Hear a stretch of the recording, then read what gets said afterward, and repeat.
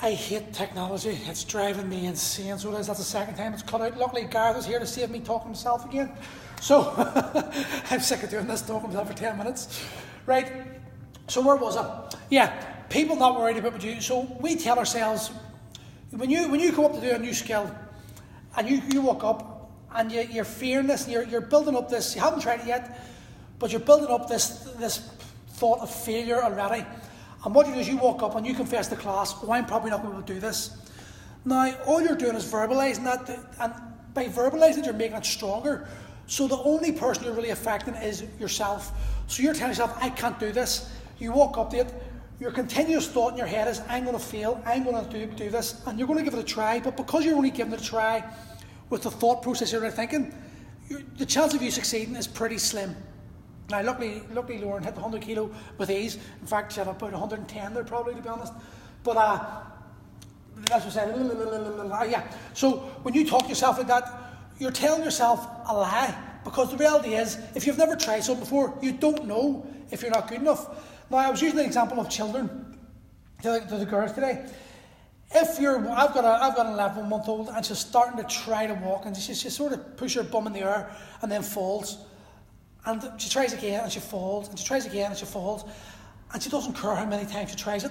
She's going to continue doing this, and she's not going to be concerned about what we think about her, because she doesn't really care. She hasn't got the thought process yet, or the brain capacity to think what are other people thinking. All she knows is she's going to try and try and try and try again, and because she does try and try and try again, she's eventually going to walk. And I know she's going to walk. We all know she's going to walk, because she's an able-bodied child, so she's going to walk at her own time. And this is something I try to tell people. Children live in the present. They don't live in the past. They don't live in the future. If a child's annoyed, it'll scream and cry. You tickle it, it'll laugh, and it's automatically forgotten about the bad mood, and it's now living in the present. You're tickling it, it's laughing, and that's all it knows about. If it's hungry, it cries. You feed it, it stops crying. It's simple. And because you were a child before, you've got the capability of getting up and walking and trying again. And it doesn't matter how many times you fail, you've got to keep trying. When you walk up and you say to someone like, I can't do this, oh God, this is so hard, this. Well, then you're reinforcing a negative thought, when the reality is you could turn and say, this is going to be a challenge, but I know I'm capable of doing that. It's the exact same process, only you're changing the way you think about the actual lift. If you're going up to a 100 kilo deadlift and you're saying, I can't do this, there's no way. I like to use the example I used with fighters. When any of my guys were fighting on themselves, you would find yourself, if the guy was a good fighter in front of you, you could find the fighter yourself talking and going like, I'm going to find this really hard, I'm going to struggle. But there's no way you would ever walk into a cage with that thought process, because if you do, what's the point in being there? You're already telling yourself you're going to get beat. As that saying, a lot of fighters lose the fight before they even step in the ring is so true. And it's the same with anything we do in life, especially training. You're going to fail if you're continuously thinking negatively about it. Instead, you should be thinking of it as a challenge and embracing that challenge and understanding that, yes, you might not get it the first time, you might not get it the second time, but there's a process put in place. We know that most of the people walking in the gym, girls and guys, aren't going to be able to deadlift 100 kilos, say. But we know there's a set procedure that we can set them on that eventually will bring them to that 100 kilo, will bring them above 100 kilo quite easily. So the story you tell yourself is so important to what you do. I'm going to tell a client story. Peter, it's not his real name. Last year he turned up. Now this guy's obese, okay, and I've known Peter a long time, probably first year I think I met him in school.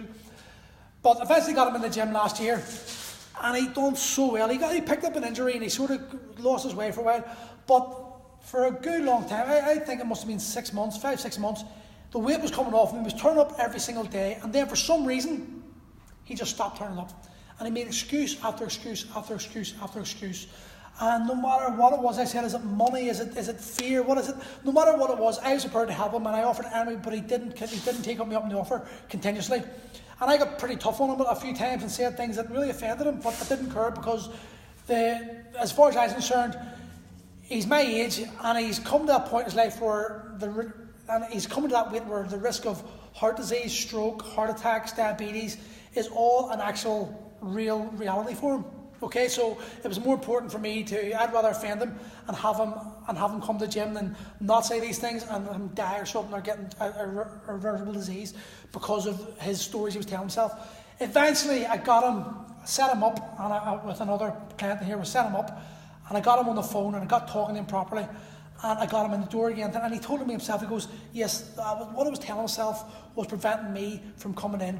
And it's what a lot of people do, okay?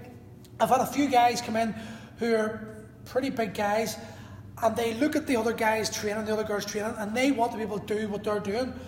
But the reality is they can't because they haven't earned that right yet. They've been living a sedentary lifestyle for so long. Is that still on? Hold on. Yeah, thank God. They've been living a sedentary lifestyle for so long that if they were to walk in and I was to give them the program that these guys are doing, well then it would just absolutely destroy them and they probably would never come back.